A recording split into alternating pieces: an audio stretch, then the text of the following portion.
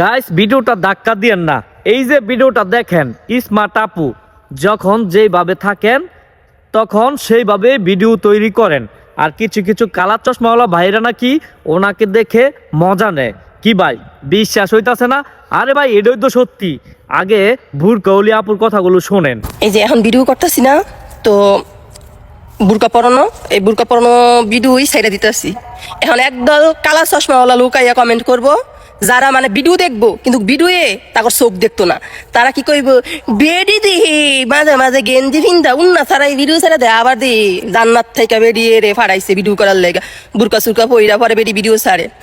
আচ্ছা, যখন যেভাবে থাকি তখন সেভাবে ভিডিও করি, যখন বুরকা পইরা কোনো দিকে যাওয়া হয় তখন ওইভাবেই ভিডিও ছাড়া হয়, যখন গেঞ্জি পরন থাকে তখন ওইভাবে। আমি তো বলি নাই আমি জান্নাতে আইছি, আমি কোনো হাজি, আমি বলি নাই ভাই আমি হাজি, আমি খারাপ খারাপ খারাপ জন্মের খারাপ।